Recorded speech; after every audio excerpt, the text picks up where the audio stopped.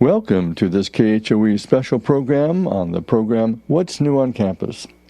On Thursday, the 5th of November, Peter Wallace, one of the pioneers of Maharishi's worldwide movement and brother of Dr. Keith Wallace, first president of Maharishi University of Management, spoke to and was interviewed by the Maharishi Vedic Science students under the direction of Dr. Tom Ignace and Dr. David Pullman. Please enjoy.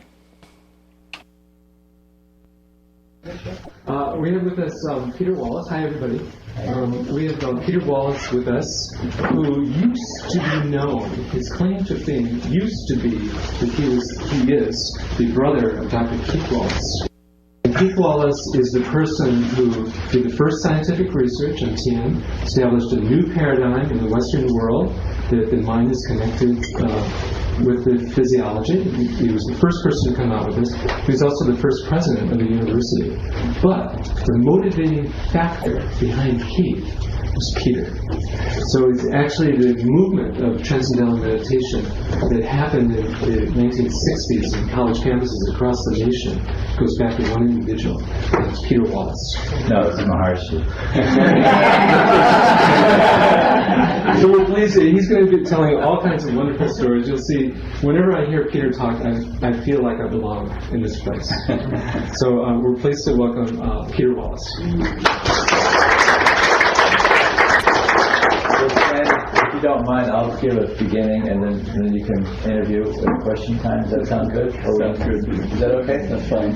Because and the first thing I'd like to say is it's such an honor to this faculty are my favorite. I'm so glad to be their friend. You know, Tom and all the teachers here, Fred, Dr. Tom, and so glad to be included in there as a friend of theirs. And I would like to take classes.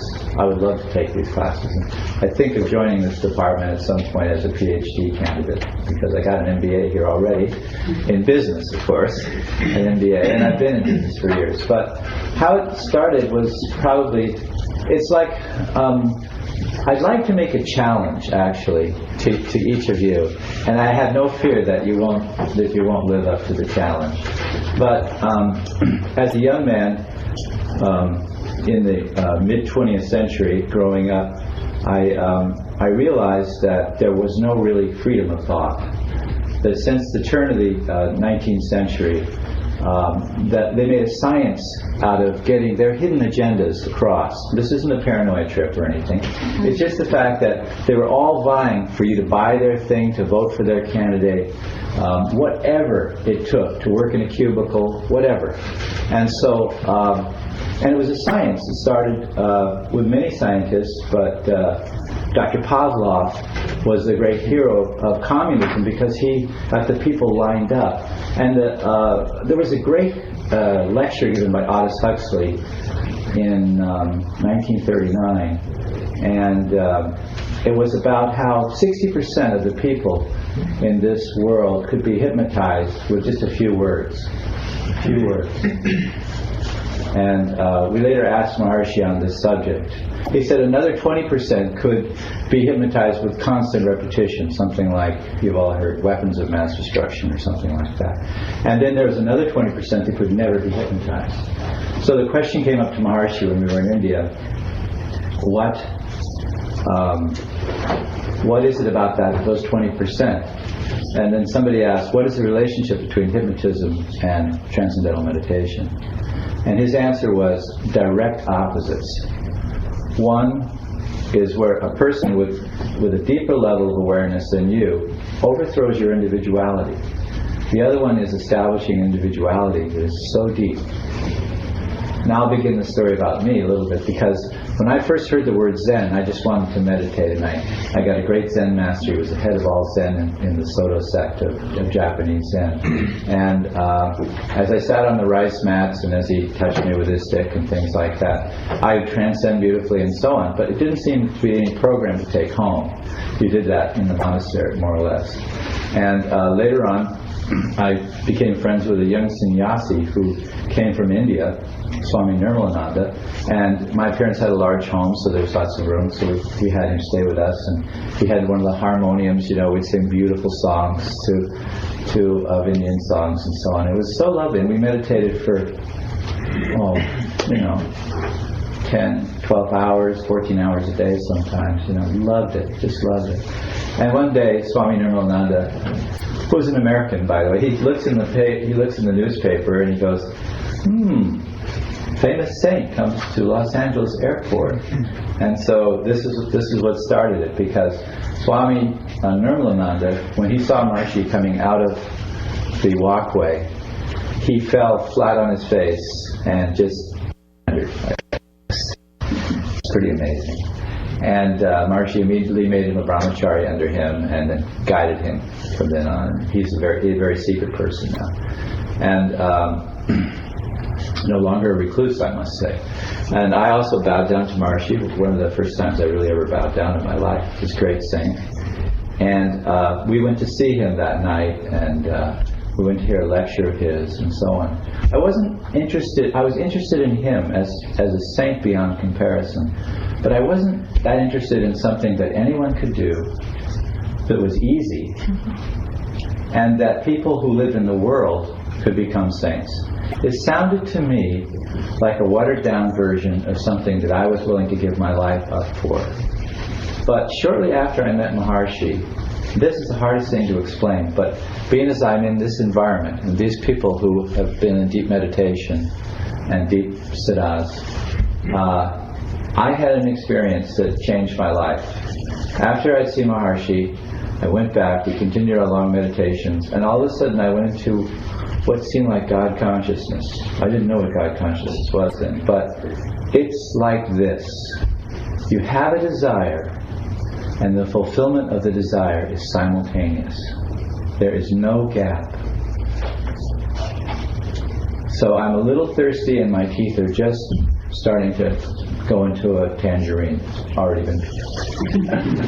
There's no gap like that. And it's like light is coming out of you. You're just, any bad habit. I was a smoker before that. And, a lot of sannyasis in India are smokers, and I couldn't give it up. It was too hard for me. I didn't want to touch it. I can't tell you how different it is. The world is as you are, completely. Your state of consciousness rules, completely. And so it's sort of like the long end of the lever. Everything changes with little or no effort whatsoever. And anyway, for me, when that started to wear off after a couple of weeks, I was desperate. And I associated this with Maharishi, but also with this great saint in India that the young sannyasi had been named after, Swami Nirmalananda. And so Ananda means bliss. And so this is Anandamayi Ma, the great saint of India. Great friend of Gurudev's, it turns out. Great friend of Maharishi. Anyway, I just sold everything and left and went to India. And I lived in her ashram for the whole fall and the beginning of the winter, for about 4 or 5 months. And the first time I saw her, I just went into what you might call rapture or something. And every day I'd have her blessings. I would be incapacitated with bliss. It was the most amazing thing. I wasn't the only one. There are saints that have this effect. Maharishi never wanted to be that way. He never wanted to have people come to him for blessings.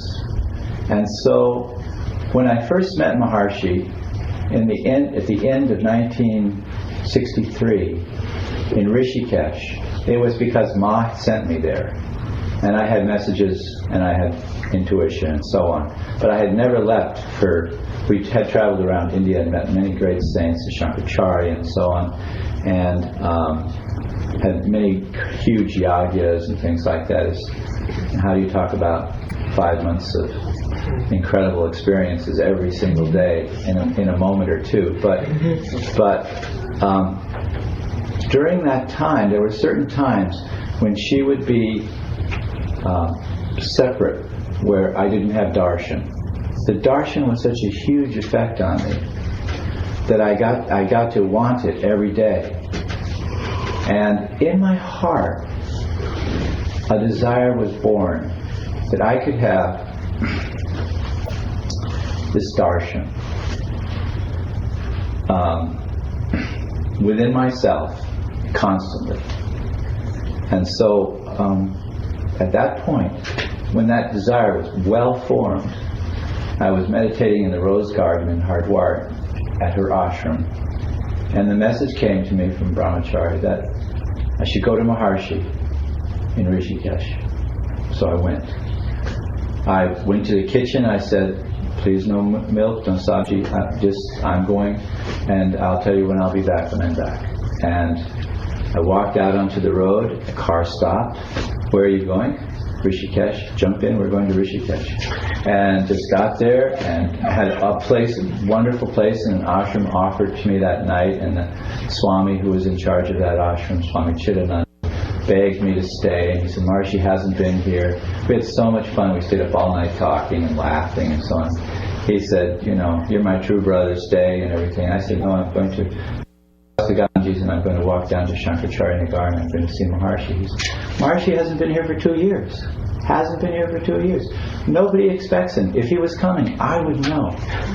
I said, I gotta go. If he's not there, I'll come back and So, but I wasn't leaving Ma for anybody but what she said. So I went on this big boat that rowed across, this huge cart about this big, green, like copper, coming up and almost talked to you like that, and got to Gita Bhavan on the other side and walked about a mile or so down the Ganges, and then saw the gateway, and then up a hill to a plateau called Shankaracharya Nagar.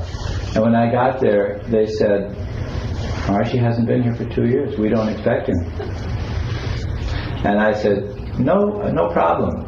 May I just sit on this rock and rest for a moment or two? Oh, yes, sir. Well, let us bring you some water, let us bring you some fruit. Before I even got the fruit, some car came out of the jungle, a little Fiat, a little white Fiat. And the man driving it had a bushy hair like this, and eyes like Bodhidharma, just like pin dots like that. And he was driving intently like that, and sitting next to him, on the seat next to him, was Maharishi Mahesh Yogi. And Maharishi looks at me and he goes, come, like that. And we walked down this trail and we came to this little house, and it was just the beginning of the ashram there. There were really no buildings except for a couple of small houses. And so he says, come in, like that. So I come in. And there's a lot of things that happened. I could go on and on about all the things that happened. But basically, I spent 2 weeks with him, night and day almost. And the thing is I didn't understand was that he was in silence. He takes his silence around the beginning of the year. And he never mentioned it. But we would be talking intently about many things. And he would close his eyes. And I might be in the middle of a word, and that word would be truncated in half. And maybe 6 hours later, the rest of the word would come out of my mouth. It was the most amazing thing. But I took it in stride because of being with Ma. I always think of it as the Anandamayi Ma finishing school. Because how do you deal with a saint? How do you treat a saint? It could be very awkward if I hadn't seen how they took care of Ma and how they treated her and how much care they took and how much respect they gave her. And so for me it was very natural. It was very natural for me to bow down to Maharishi and to take his advice. But ultimately it came to a big misunderstanding and disagreement between us. And of course when you respect somebody because of who they are, you don't not give them credit for what they're saying. But I was programmed. India was programmed. The Western world was programmed to believe that only saints can find God, and the rest are the flock who will follow those saints. So if you wanted to be enlightened, you wouldn't mess around in business. You would go and you would take a renunciation, you would wear the orange color, or if you were a Catholic, you'd be a priest or a monk, or if all the wonderful religions of the world where they have these monasteries, the Zen Buddhas, so on, they were all telling me it was solid. I'm telling you, it was solid. It was solid all over the world. If you talk to a man in India in 1963 and you said, "Oh, you should try this Transcendental meditation." "Oh, no, I'm just working, I'm supporting my family. I support the saints, but I am just," it's like that. Even though it's so much a part of Indian tradition to know that you could be a householder saint, and even though in history there were so many householder saints, we were in an atmosphere of severe materialism. Severe materialism. A kind of hypnosis which was like solid rock. If something wasn't substantial, then it wasn't real. And if it was substantial, it was material. And if it was material, it was worth something. And if you as a young person didn't go out and go for that, you were worth nothing. You were a worthless shit to that. If you were an idealist or something like that. It was solid. Not just the 50s, not just the 40s, but from the Industrial Revolution forward. And then with mass media, with a huge communication thing, we had things like Mussolini, Hitler, never had such things before, where they could be such vast things. And the intellectuals, those 20% that couldn't be hypnotized, were very concerned. And many saints came out then. There was Yogananda, Maharishi, Vivekananda from Ramakrishna. They started coming out. What were they worried about? Man had the ability to be programmed, and he also had the ability to wipe out the force of evolution, to wipe it out. And they were looking like they were going to do it. They were actually threatening each other. It was very scary. And people who were plugged into the force of nature, who were intuitive, didn't do this. Maharishi in the mountains, meditating, the voice of Guru Dev, go now. I knew Maharishi for most of his life. There's so many times he just wanted to return back to his meditation. But his message was to go out and to do this. And he never backed away from it. There were times when it looked like the movement was not going to happen, Now, when he passed on, he said, "My work is done." And what that means is that there's a critical mass of meditators. You can't turn back now. It's this thing called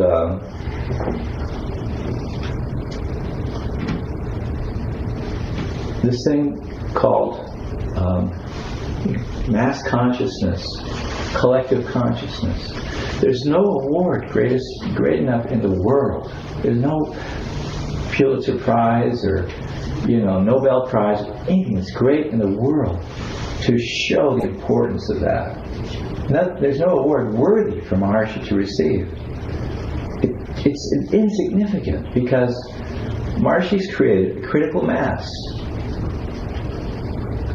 And through a very difficult time, which I witnessed a lot of, they created a critical mass of enlightenment shared around the world.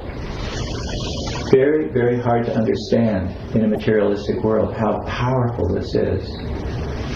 Maharishi told me once, he said, I think it was recorded and sent out everywhere, was the president could love salt. You remember this, Tom? He loves salt. Everything he wants is salt. And then one day he wakes up and he doesn't understand it, but he feels like something sweet. And all the signs in front of the White House and all the people yelling and so never caused that. It was just he had this feeling, I want something sweet. And he began acting that way from then on. So nobody really in a material, it's still a very materialistic world. Anyway, Maharishi, when he said, my work is done, what he meant is that the shepherds of this knowledge, like Tom and my brother Keith and all the people that work for this knowledge, have held it together long enough to have a critical mass where it will continue to grow. And it guarantees the collective consciousness will bring the world into sanity again. So Kali Yuga, which is probably as tough as it gets, has been more or less brought into a whole new level of creativity. And it's hard to understand that. Even those of us that have been here all the time have understood it. It's also hard to understand how difficult it was. This is a little known fact, but all the governors and all the teachers have worked beautifully to keep this knowledge pure. Not because they're orthodox or Catholic on some level where they want to have a dogma, but because if they could reach a certain point in history where there was a certain number of people transcending without effort, the nature of the mind is to go to a field of greater happiness. And the only way you can really be free, that is a free individual, is to know yourself. From that level of spontaneity and wisdom you can act, and you're not the minion of anyone.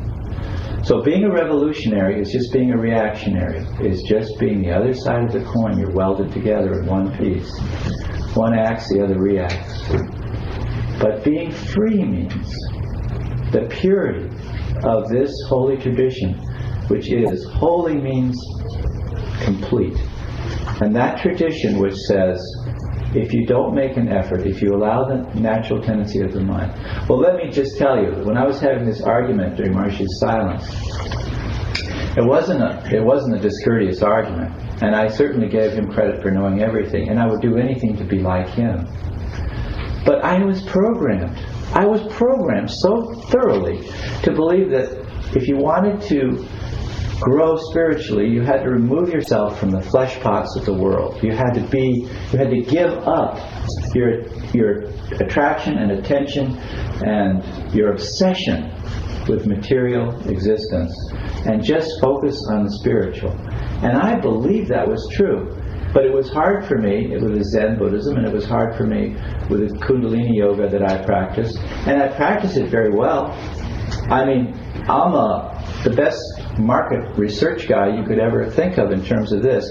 Maharishi checked my very difficult form of meditation that I learned, in which you move around the energy in your body and so on like that. He said, he knew all about it. He knew everything about it. He said, sit here by me like that. I sat down. He said, now show me what you do.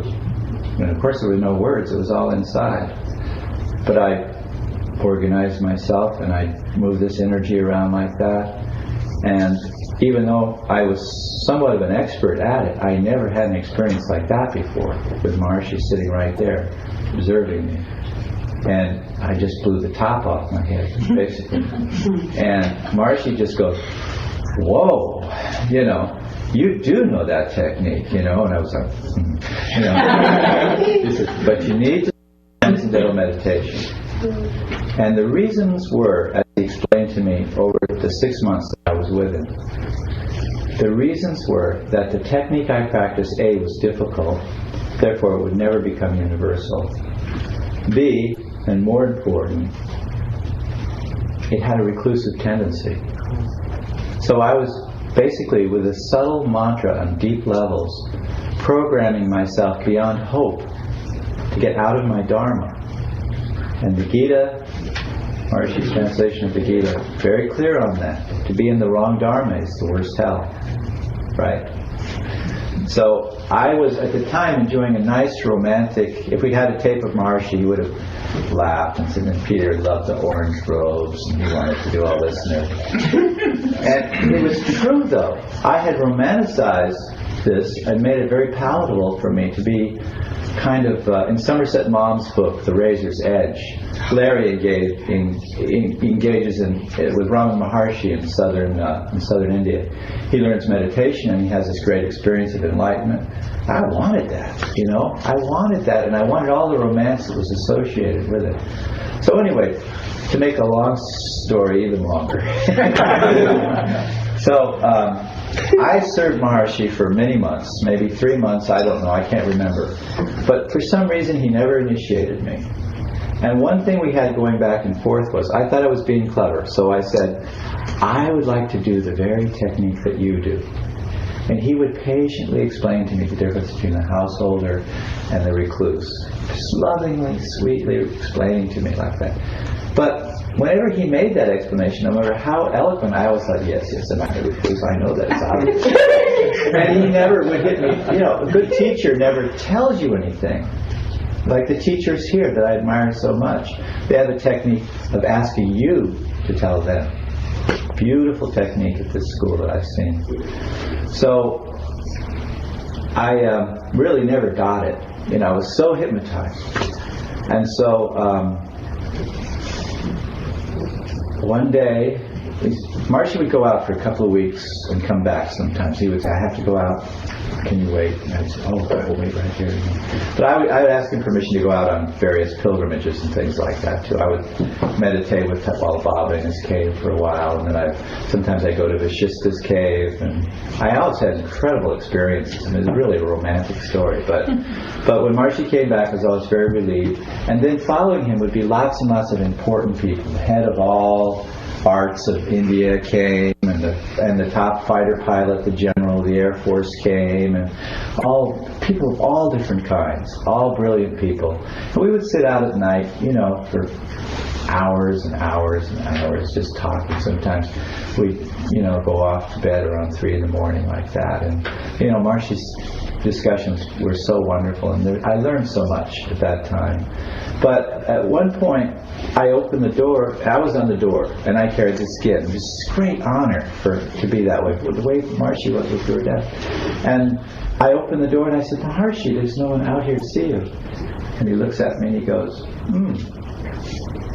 where are your fruits and flowers? I had brought fruits and flowers so many times. I had this lotus waxed open in Rishikesh and carried it lovingly back to the ashram. Months had gone by since all that. I'd forgotten completely that I was going to be initiated. And practicing my technique, and I was quite happy, and I had Maharishi's darshan every day.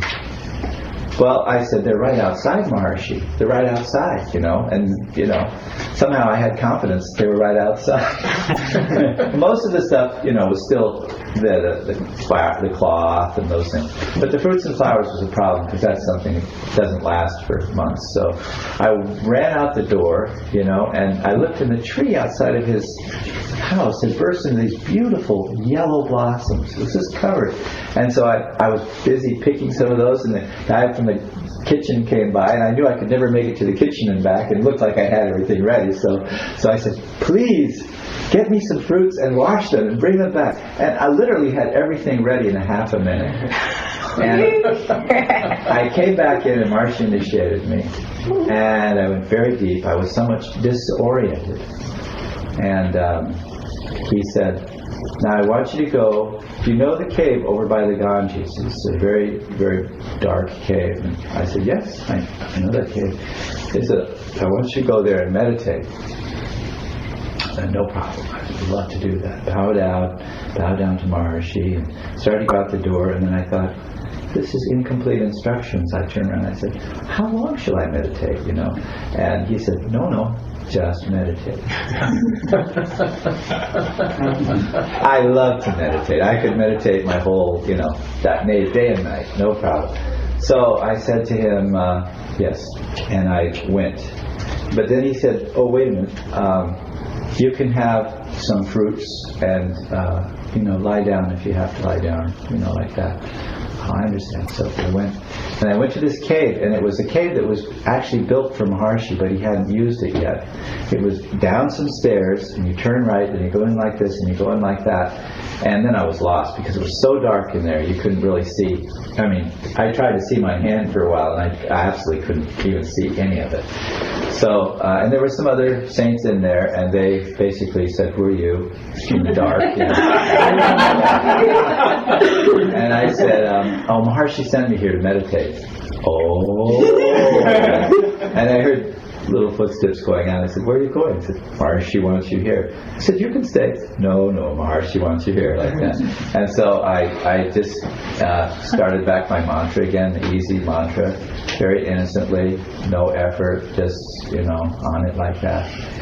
And reprogram myself basically to be myself rather than be hypnotized. And this was the holy tradition. This was why Guru Dev taught householders and recluses, because during all of that time that Maharishi had spoken to me, he was always telling me that a recluse is someone who is a recluse from birth. He's just that way.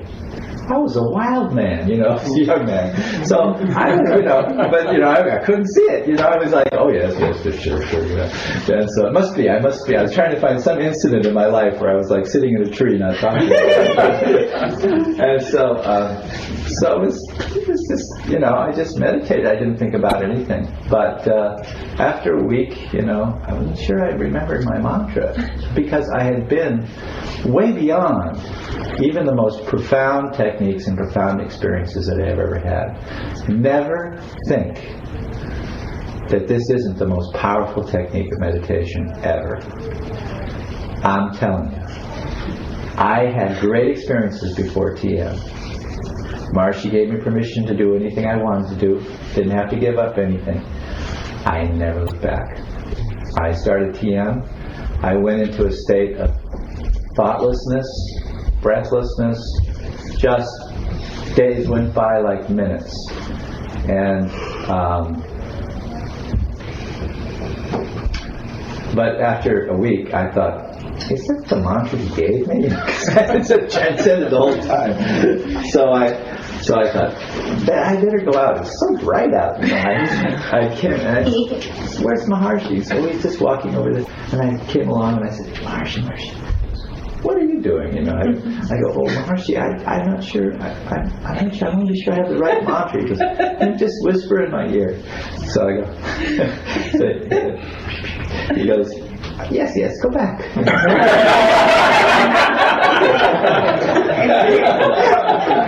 So I thought, it's a good thing I checked, doubt, can consume you. But at the same time, I figured, why was I doubting even, So I went back and with great certainty started my mantra again. And for another week. And then at the end of that week, I thought, gosh, what am I going to do with my life? I mean, I don't have it all set. I was going to be a recluse, but I'm sitting my mantra saying there. And this, when I became a teacher a few years later, this is what I always taught in my lecture. I always spoke from experience. And there were three things that I experienced that were very clear. Extremely clear. First of all, I had a mind that was crystal clear.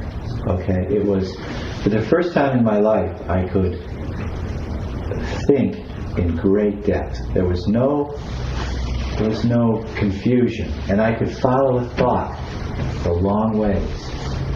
I discovered all this when I was sitting on the bank of the Ganges, just having a bath, somewhere near the end of the second week. And then I just couldn't believe it. And I had this kind of energy that I'd never experienced before. Kind of energy where you can do something without excitement and you don't get tired. You know what I mean? It's like creative energy. It doesn't upset you. You don't get distracted. So that you can follow a whole line of logic or whatever.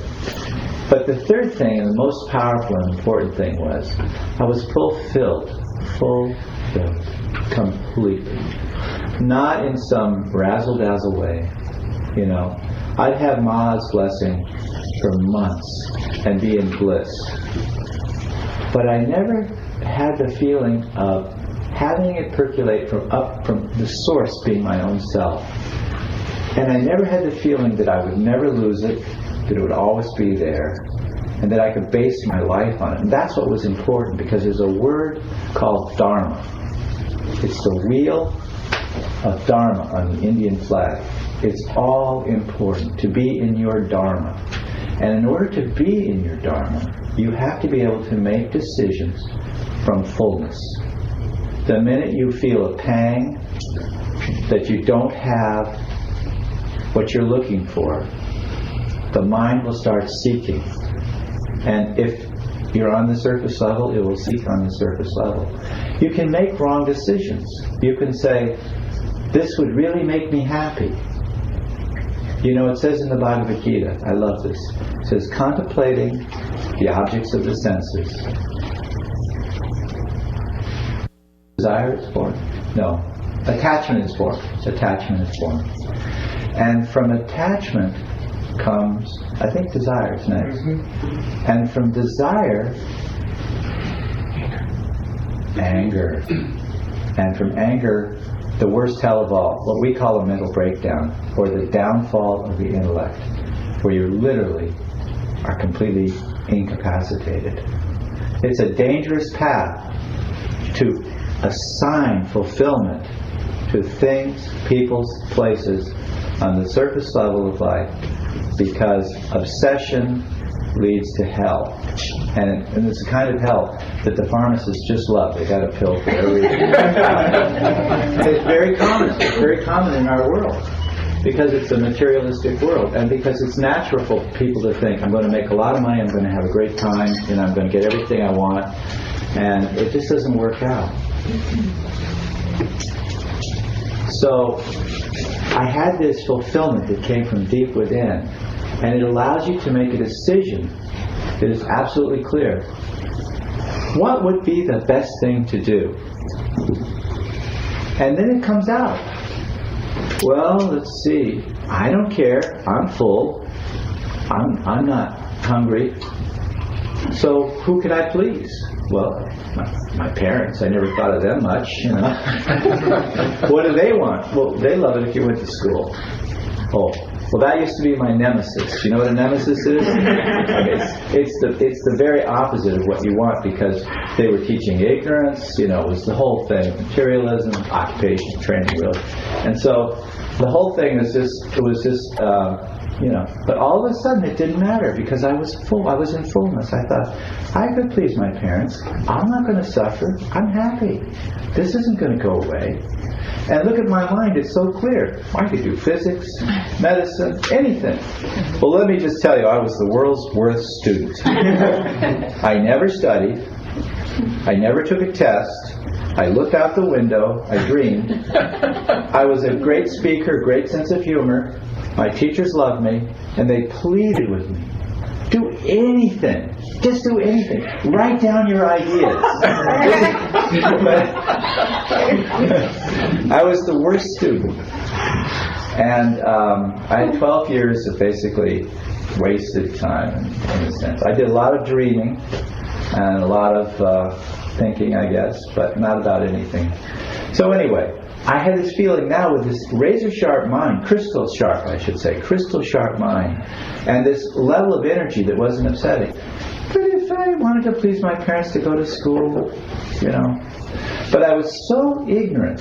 At the end of the third week, I started to worry that maybe I would be letting Maharishi down if I wasn't going to stay in the mountains there with him and be a recluse. This may be a cop-out, I was thinking, you know. I should ask him, you know. So I started out of the cave, and I started walking towards his house. It was a bit across the way there, and I started going a little faster. And sort of reached a gallop by the time I was at his door, and I tapped cursively. I knew nobody was in there, and then I just bursted in. And when I stopped, literally my feet were underneath his bed. He was sitting on his bed like this, and so my face was really close to his face. I was beaming. I said, "What if I go back to school?" And she goes, "Oh, very good."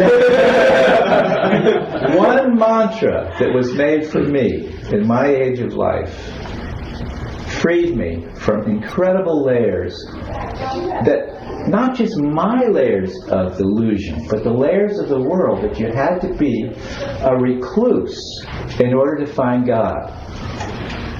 You had to be a recluse in order to be blessed like that. And that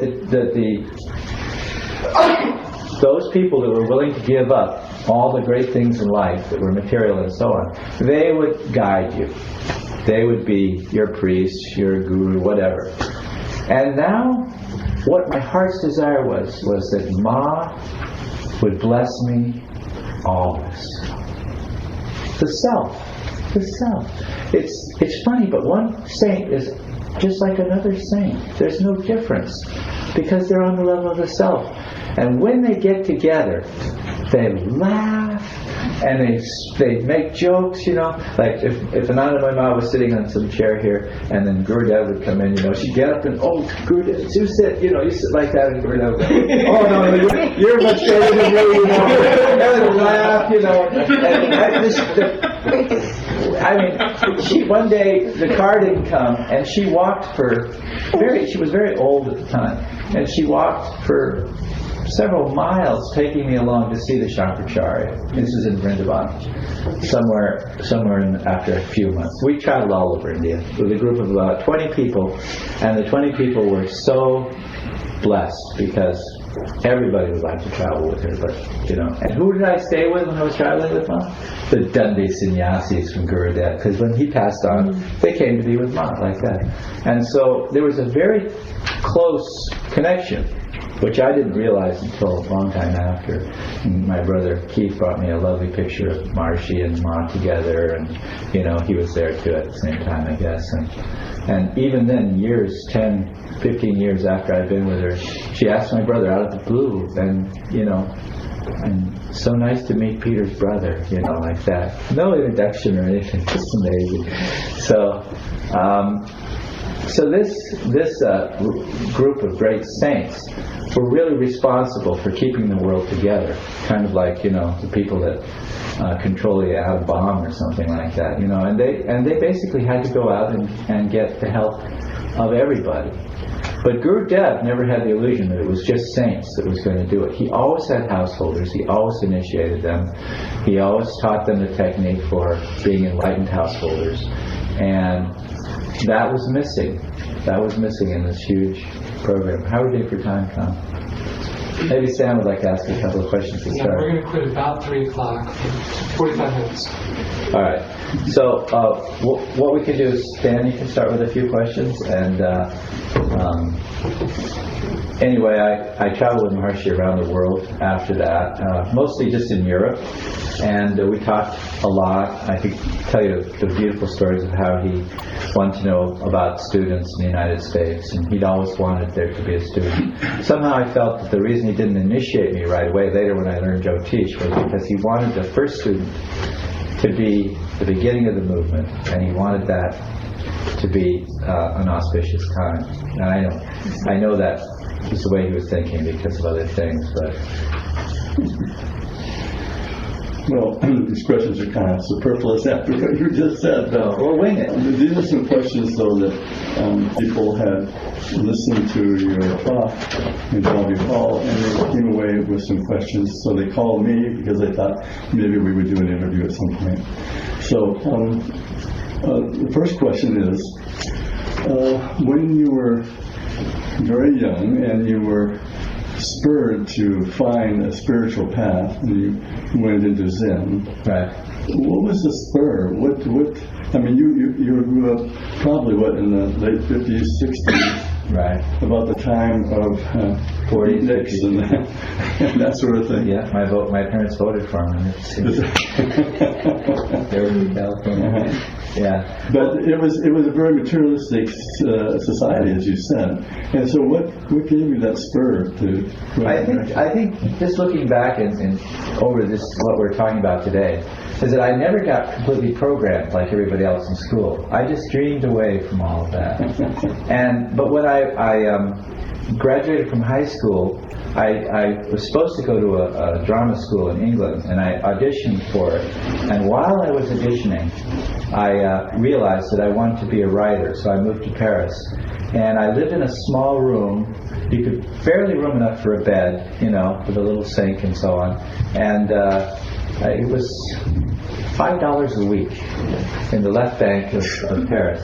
And I had an experience while I was there that was one of those lifetime experiences where I realized I wasn't doing anything, that I was in control of this life, and that it wasn't, although I was very funny and I could make people laugh. Actually, I just failed French 1 at the Alliance Française for the third time.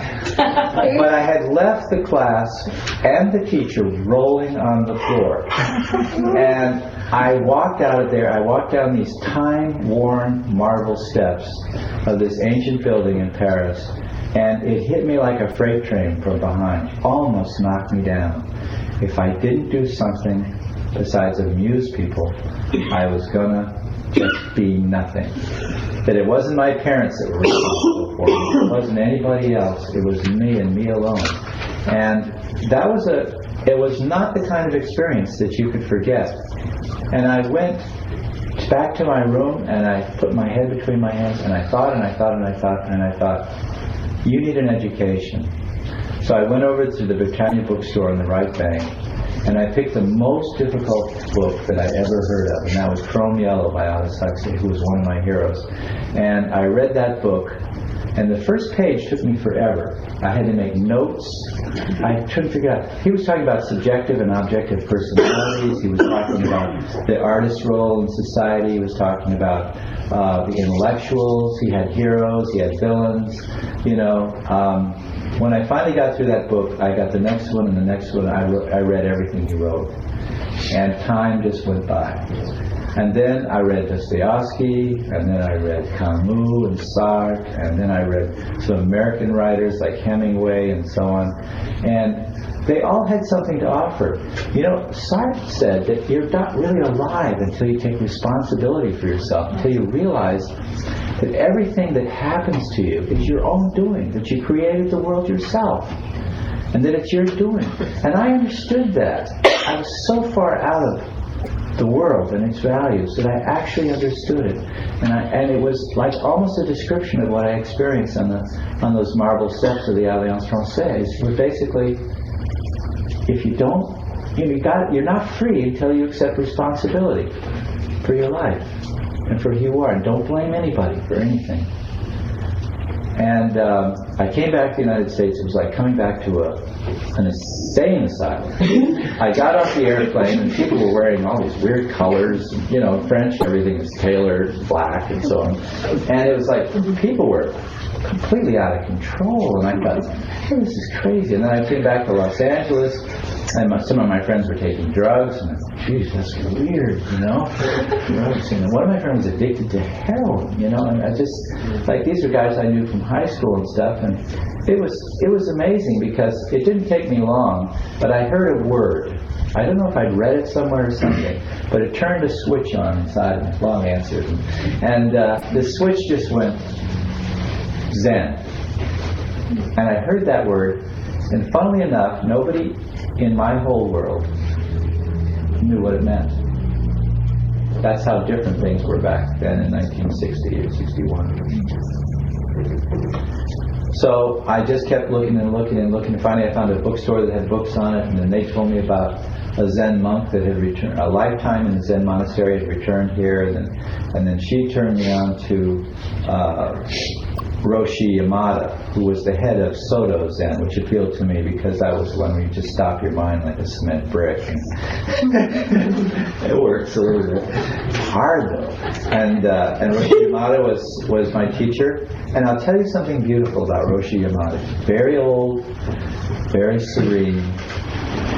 But after I learned meditation, I turned to Roshi Yamada, bowed down, and I said, I want to tell you about Mahesh Yogi. I want to tell you about TM.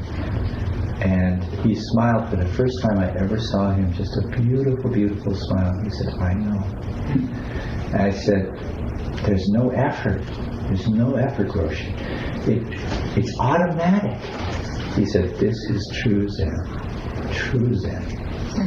And I never forget, it was so sweet. He gave me his blessing to just follow this path. The gateless gate, the pathless path.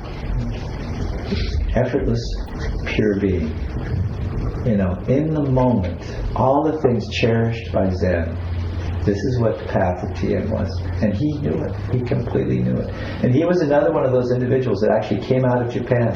His monks couldn't understand it. They thought he was going crazy to come out of Japan. But he actually did, as so many saints did at that time, because of the state of the world. That was the connection. That was the beginning. Very good. Another question that came up actually twice was when you were that young and you decided to go to India and go on your quest. How did your parents take it when you were told them what you wanted to do? When I had that blessing that lasted for about 2 weeks, my parents were blown away. Because I was about the kindest, most thoughtful person they'd ever met. I had no resentment or anger or anything. And my room was clean. I didn't smoke anymore. They were very intrigued by it. My mother was initiated by Maharishi.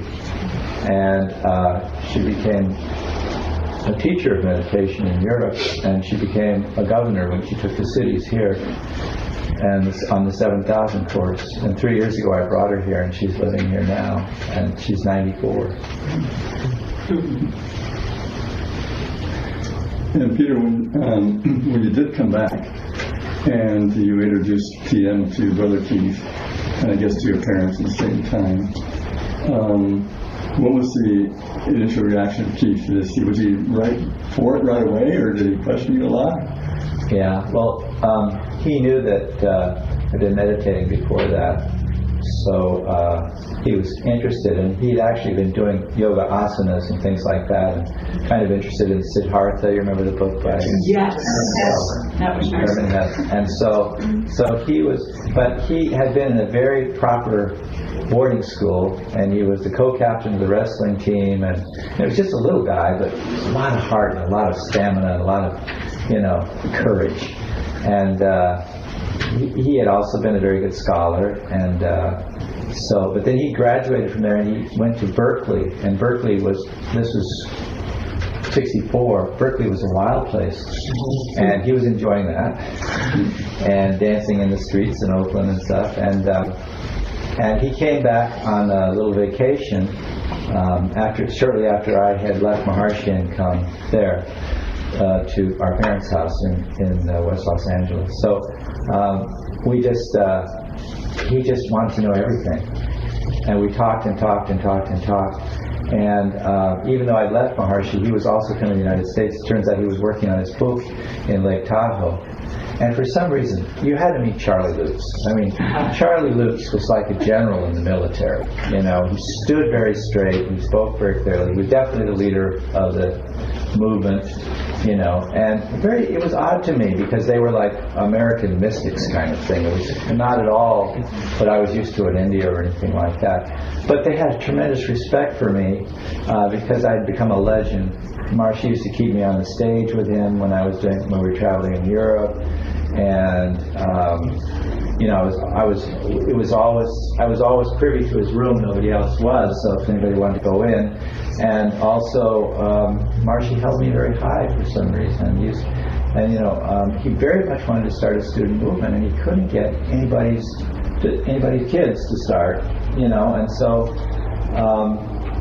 when I looked at Charlie, I looked him in the eye, and some voice came up inside of me, like I was sort of powerhouse all of a sudden, and I said, "You must go to Tahoe and bring Maharishi back here tomorrow. It's very important. It's the future of the movement."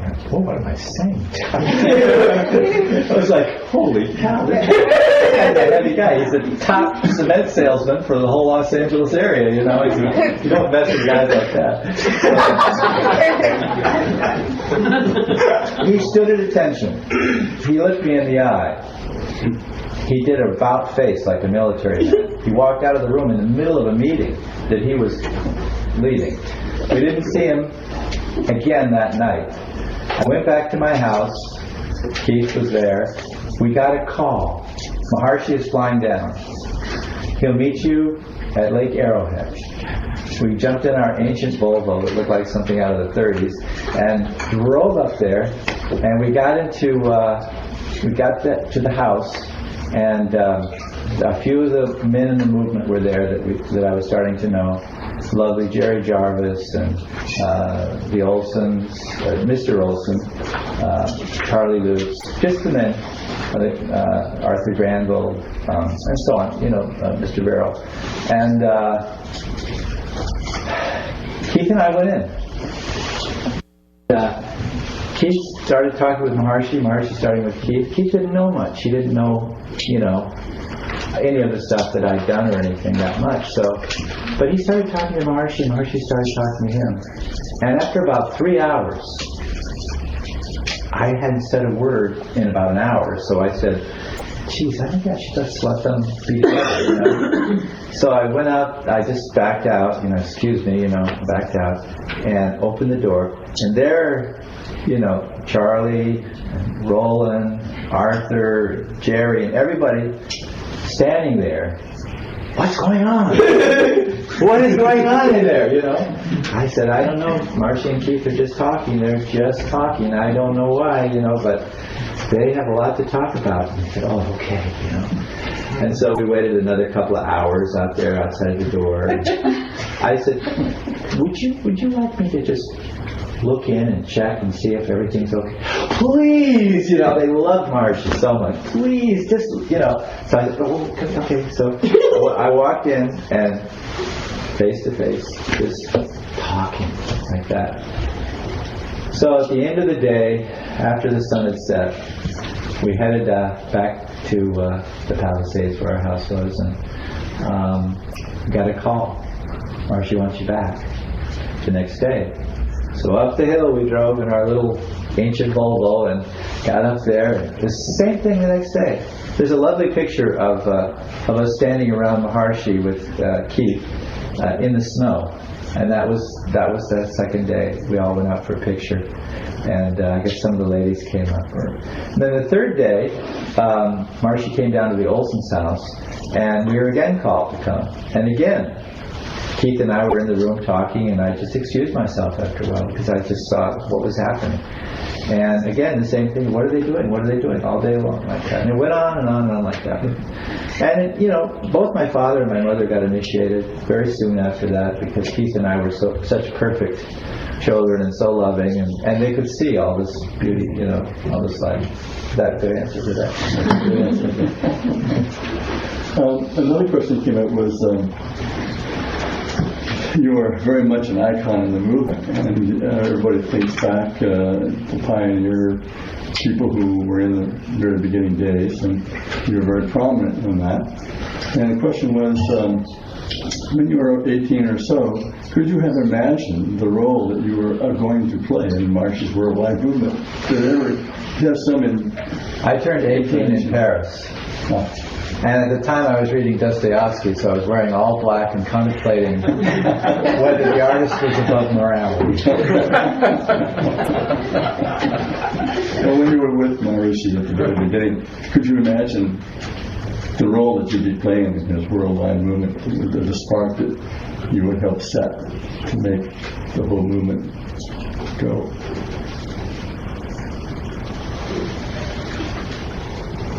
Maharishi, we were sitting out one night, it was about again, 3 o'clock in the morning. And Maharishi began a new subject. And there was just the two of us. We were sitting by the Ganges. And he said, do you think that this meditation could ever be widespread, in the United States, in the world, And my first impulse was, I never met anybody in my life that was interested in meditation, especially young people. And he was talking about young people. And I don't think so, It's kind of an ego trip in a way that I was special and nobody else was, But on another level, it's just that I tried to talk to people. You know how it is when you're excited about something, and they didn't seem receptive at all. They were too busy. And so my first impulse was to say, I don't think so, Maharishi. And he was very silent, and I felt like he was sad on some level, although he could never be sad. To know Maharishi in those days, to be on the door, was to hear more laughter than you've ever heard in your entire life compressed into one day. I mean, he was so full of bliss. And, had no movement to run, no people to worry about, no critical mass to guard throughout his life so that we reach where we are today, which is firing, the pundits, and the pundits are firing us back, and everybody's working together. All these rajas are working to get all these people meditating. But at that time, it just was a whole different view. But I was quiet for a while, and then I thought, come on. Open your mind. What is it he's asking, really? And then I just jumped, and I said, hula hoops. I said, hula hoops. And Maharishi very politely said, what is hula hoop? And then I was embarrassed. So I just, doesn't matter what you do. The fact is, Maharishi, that you're right. That things can sweep through our culture, that everybody is doing it. Now he got interested. This is what he was looking for. And I talked about it. I said, there are things that begin in California that wind up in New York, and vice versa. It's just huge the way this happens. And I said, it happens, Then we really started talking after that, and he was happy, and we started talking about maybe a student movement and things like that. It was in his heart, really. And the thing about being close to him that was wonderful was that he was a visionary. Not in the sense that intellectual visionary, but in the sense that in his heart he knew the goal. He knew each of us, and what would happen to us in our lives. And he often asked us things that would happen to us that happened later on. It's most amazing. And he also said that when he made a governor, when he made a teacher, that he was always in connection with them. And I always felt that the people we taught were in connection with him too, from the time of the puja on. But at that time I didn't know the value of the puja. And so then I said, I don't know about the puja, Maharishi. That might make it difficult for it to spread on that level, things spread in my culture. And he was quiet, seriously quiet, completely withdrawn, for what seemed like a long time. Especially when you make a statement like that, you're waiting for a response. And then he said, very softly, he said, no, we have to have puja. And I completely understood, that wasn't negotiable. For mass marketing purposes, we still had to have the puja. And as a teacher, as a person who taught, and as a person who just completed the recertification, I can say that it's miraculous how people get this meditation after being initiated, and how universal it is, and how we've never had anybody that didn't get it, didn't have that experience. Amazing. So that's the answer to that. Well, along those lines, Peter, when you became an initiator, Maharishi probably asked you to go to university. You were going to university at that time, and you started to teach. Were you part of the first SIMS group, the students? Maharishi was putting pressure on. Keith and I were enjoying his company, and we were enjoying, school. And as I had never studied before, I went to a junior college, and I fell in love with school. But I only took the hard sciences to begin with, something I wouldn't have dared to do before I meditated. When I saw the periodic chart in chemistry, I saw the Vedas. I saw there's no difference between any material thing except for numbers. A few little more of these, a few little more of those, and all of a sudden you had lead from helium. It was amazing to me. It was just like the greatest mysticism I'd ever seen. And I stayed away from the liberal arts for as long as I could, and then I got seduced by a history class which was called historiography. Historiography is the history of history. So you get one period of time and you get many different historians writing about it, and you see that there's no history at all. It's just all based on the person that's writing it and their viewpoint. The world is as you are. And I loved everything. And one day I was walking by the main administration building in this little college, and one of the fellows that I was taking classes with said, "Gee, Peter, you're on the dean's list." I said, "Oh, no, I didn't do anything wrong." This isn't fair, He said, "No, look, you're the top student." I go, "What?" I was proud, I was happy, but it was all because I found myself, I was being myself, and I had this fulfillment, so I didn't have to get up and watch TV and all that, and because I had this clear mind,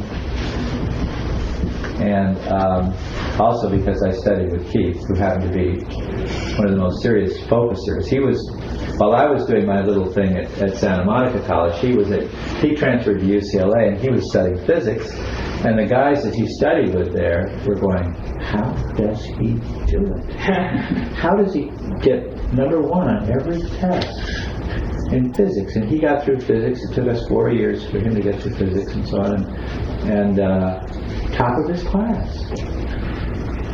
So studying with Keith was a big help too. Keith's been a big help in my whole life. Really wonderful. And but one thing I'd like to just touch on, if I can, it's a little diversion, and that is when I was talking about this critical mass and so on. I want to mention Bevan, His Excellency Bevan Morris, the Prime Minister of the world government, because he took over at a time that was really difficult. A lot of other people were talking about different kinds of meditations. A lot of stuff was going on. I was a student here back then on the MBA and so on. I experienced that there was a lot of fracturing going on in the movement. A lot of people were kind of sensational and things like that. And one of the things that most people don't know, and I never talked about before, was that Maharishi charged Bevan with keeping the purity of the movement, which is probably the hardest thing that anybody could ever be charged with in the 70s, the 80s. Really difficult. I think of it as somebody herding geese. And, the governors were great, and the teachers were great and everything, but you had people coming here that were just starting meditation, and there was people coming to town with all these different programs and things like that, and just, what brings them to Iowa, for God's sakes? Obviously they're looking for followers, and they had all kinds of things and so on like that, which is okay, but when I was talking about freedom, I wasn't talking about dogma in the movement. I was talking about the simplicity of TM and how it causes a person to know the self right away, and how they start acting spontaneously from the self rather than being influenced by people of hidden agendas of every type that you can imagine, and either being an actionary or a reactionary on that basis, some form of bondage really is what it was. And just keeping the movement, the technique simple, and the program simple was a monumental task and not a popular one. And this is just a small group and so on. But I'd like to say to this group and to the teachers and everybody that from the Wallace family, from all the scientists and governors and meditators and so on in the Wallace family, I'd just like to give a praise to them for working so closely with Maharishi to keep everything going on track so that when Maharishi passed, he could say, my work is done. And there's nobody in this entire movement, there's wonderful people, but there's nobody that carried more responsibility and more devotion. I mean, everybody has their own level of devotion, so we won't try to measure that. But, you know, and now I think we've reached this point where Maharishi feels satisfied, Gurudev feels satisfied, and I think that his chief warrior, you know, his chief teacher, TM City Administrator and everything is and always will be Bevan. Bevan always. Terrific job. And I've been a rebel and everything, and everybody's been that, you know, felt that they didn't want to be told what to do and so on like that. But now that in perspective, I can say that my whole family is totally respectful and very much in great gratitude to what he's done. Very good. I know that almost anybody who knows Bevan, I mean, not just from hearing them speak, but knows them personally or has been in meetings with them and all that, they grow in that understanding that you were just talking about. Yeah. Of the responsibility that he's taken on, and he's so capable of doing. It's just his dharma. Yeah. And he's much appreciated for that. So Peter, there's another question that came up was, you probably noticed a phase transition in your personal development when you got the mantra from Maharishi and you started to meditate. Was there a similar phase transition in your personal development when you became a teacher of TM and began to teach in the field? Yeah. I encourage everybody to take advantage of all the programs because we were so lucky to get we got an advanced technique every year from Maharishi. He watched us so closely. He's still watching, and you know, these things are all available, and cities and teacher training and advanced techniques and so on like that are precious. I was with him in London when he gave the first course on advanced techniques in the world, and he gave an eloquent lecture about how people transcended so fast and so completely that there was some possibility that they could get into cosmic consciousness without enjoying all the beauty of creation. And so he said because of the wonderful results that he was seeing, that he wanted to bring in advanced techniques. And the advanced technique, he said, was, I don't want to put it in any way that he didn't put it. He used an analogy of an elevator. There was an express elevator that went straight from, in this case, the top floor to the basement. And he said that if a person got into cosmic consciousness, that he would start to think of the world as just Maya. You've heard the word Maya, right? Just an illusion, just a curtain of illusion that goes over like that. So he said that the real purpose of creation was for the expansion of happiness.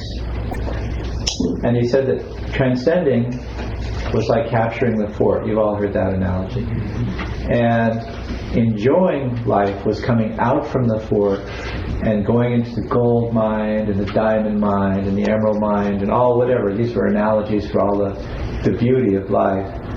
That was very important And it was meant to be a part of our evolution. It wasn't meant to be that we just got into cosmic consciousness and then got real dry about the joys of living.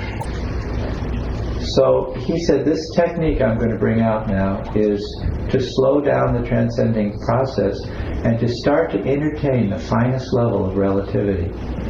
What we might consider like a celestial level or something. You know, he didn't say that, and he said, now that we own the fort, now that we had captured the fort, that it was time to do that.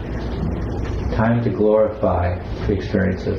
So that was the first advanced techniques he gave out. And he gave out wonderful techniques every year, and he didn't let us even think about it. He just said, come, like that. And after we became teachers and we learned to do puja, he had us do the puja, and then he would give us the techniques like that. Very, very close relationship, but it's all here. And the cities, I didn't get the cities until 1979. I think they came out around 77 or something. I wanted it so bad, but I just couldn't organize it for some reason. And when I went down to Livingston Manor and got the cities, it was a great, great time for me. Well, that's all the questions I have from our radio listening audience. Tom, did you have some questions for the faculty or students? Now, if anybody has any questions about, there's a large number of students here who are starting the city program tonight. No.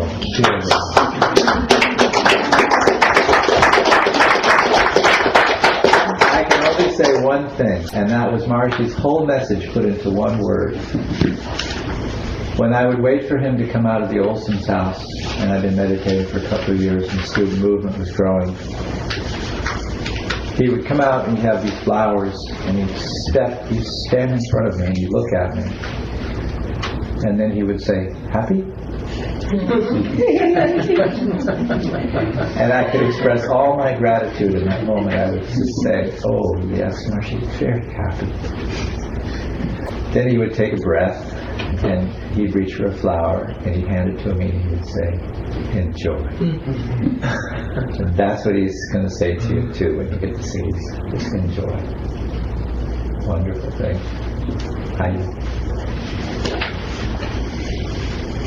So does anyone have any questions? I can't leave any stones unturned, I'm sure. We have the master students here and the doctoral students who are graduating. Oh, wow. I thought I'd like to write this whole story. Yes, go ahead.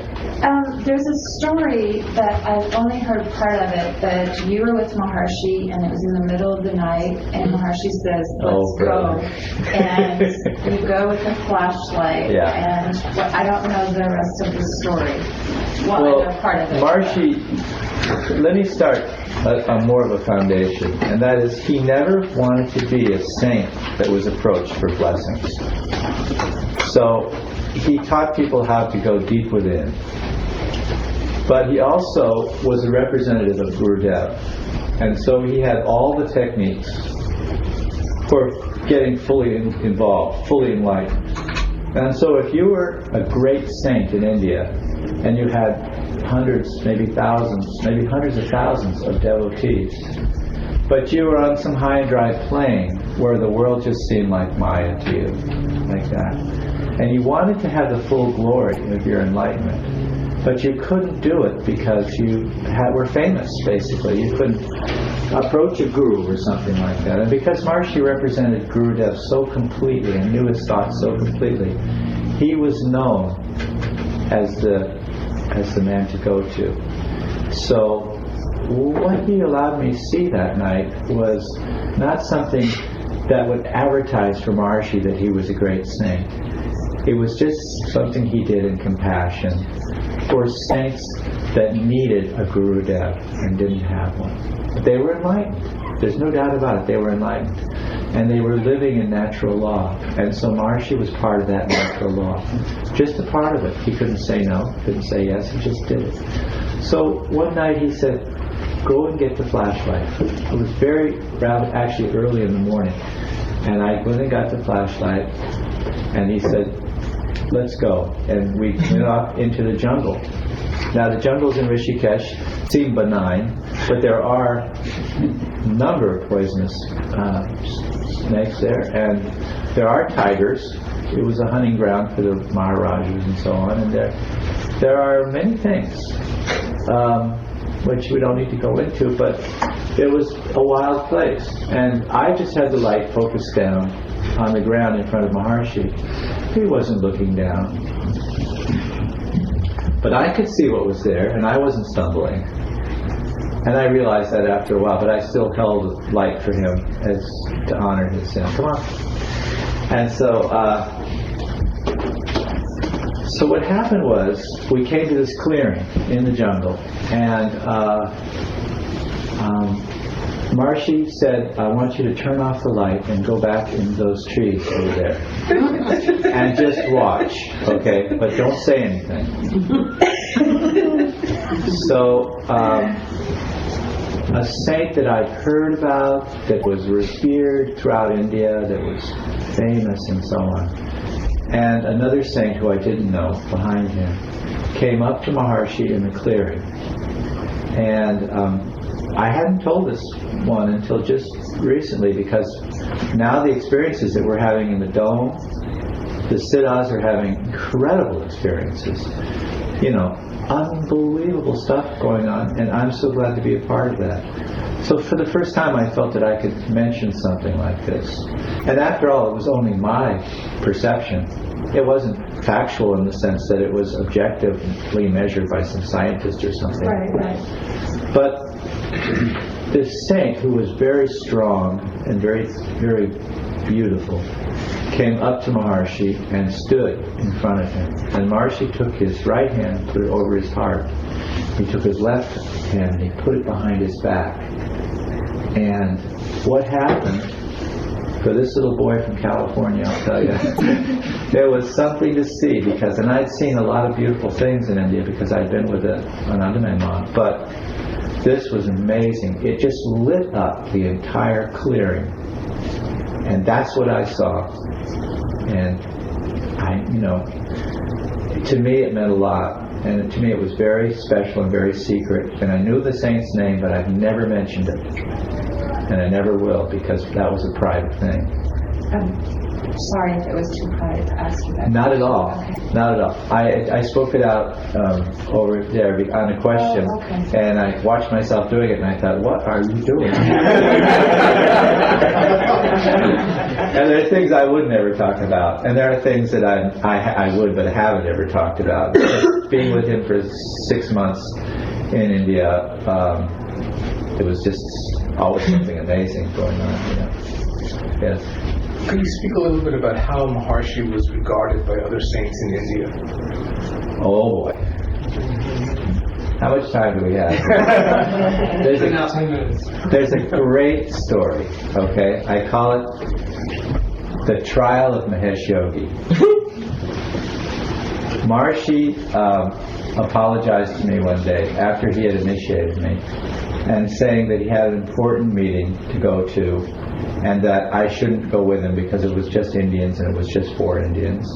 And I said I completely understood, and I was quiet for a while, and I said, Maharishi, I have an idea. And he said, what? I said, well, I've never formally said goodbye to Anandamayi Ma, and I've never formally told her where I was. And don't you think it would be a good idea if I went down there in your absence and just mentioned to them, even privately, that that you had taught me meditation and that I was meditating here? And I knew full well that Ma, absolutely was with me all the time and knew what I was doing, and I've gotten to know that Maharishi and Ma had a long-standing. There was no mystery like that anymore, that Gurudev and Ma were very close. But I went down there knowing that I was supposed to, like you do sometimes. And when I got to Haridwar, there were all these limousines with diplomatic flags on them, and there were all these people and everything, and I thought, God, it's never been this crowded before. It was like an international thing where the Danish consulate and German consulate, all these people had come to bow down to Ma. And the leaders of the Indian government, so many important people. I thought, ooh, this is a bad time to come here and say I, did something else or something like that. But I just knew to go in. And it was so packed, this hall, and everybody, all the ladies sitting on one side and all the men sitting on the other side.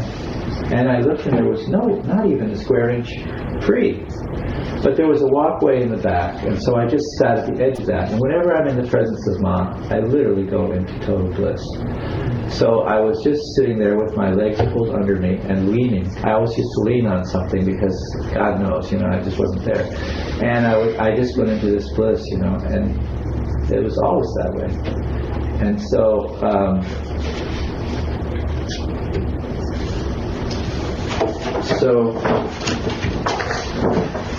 deep in bliss, I heard Chitra, this is Ma, and I heard Chitra just calling, a very good friend of Gurudev, very good friend, and many other saints, but especially Gurudev.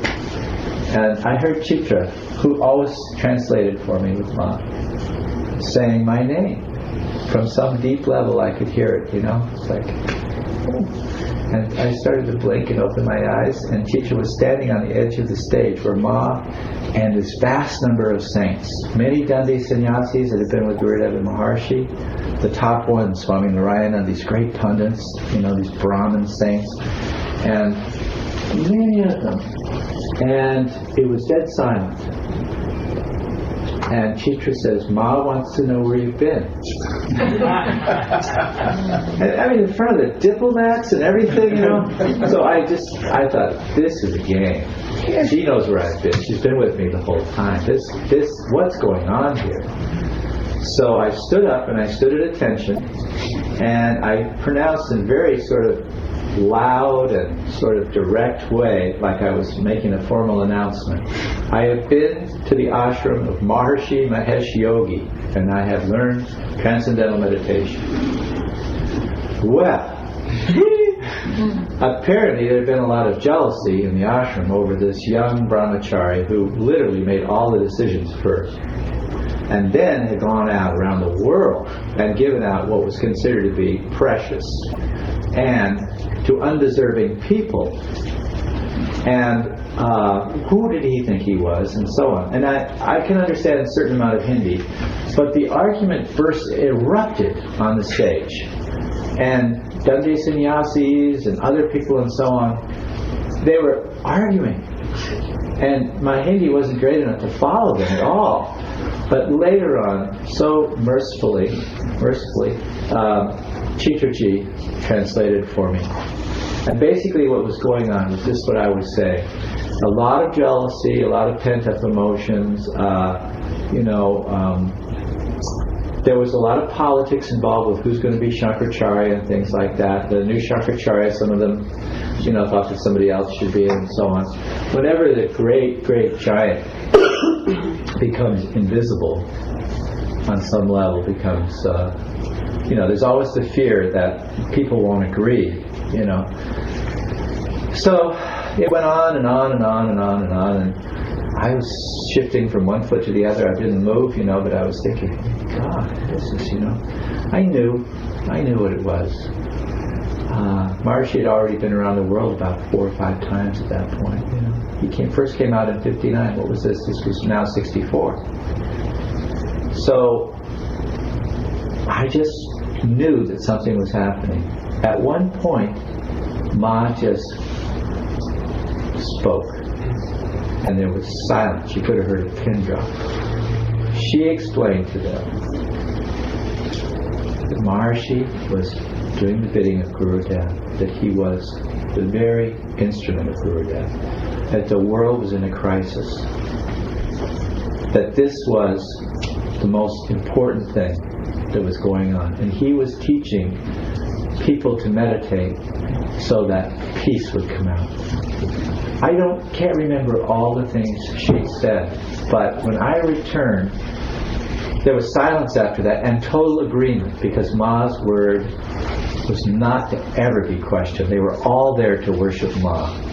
So there was everybody accepted the fact that what Maharishi was doing was totally Gurudev's will, and that it was essential. And when I returned to Rishikesh, And I waited for a day or two for Maharishi to come back. And he said, "What happened?" And I thought, boy, this is a setup. And I explained to him in detail what I saw, and all this, and then these sannyasis, you could tell them because they have the sticks. I didn't know all of them, I knew some of them. And also how Ma brought it to a halt, how she spoke for a long time, explaining the whole thing and everything. Maharishi just beamed.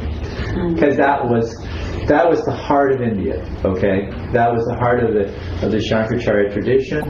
That was the heart of all the politics, the greatest, Ma was the initiator of Nehru and all those people. So I think it was Indira Gandhi, she might have been there that day, I don't know. But everybody heard. Everybody heard. And it was amazing because the consensus was, that's why I call it the trial of Mahesh Yogi, because at that point he became Maharishi. In the hearts of all those people that might have been jealous and things. He had such exclusive,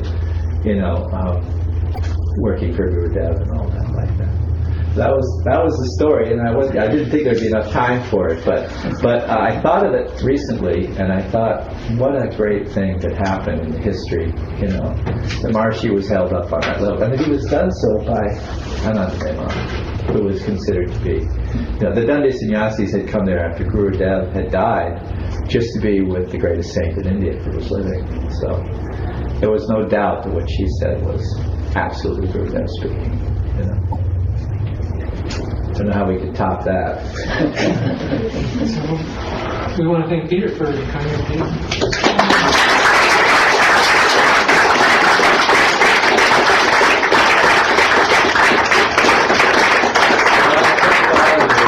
I want to thank all of you for being here and being part of this.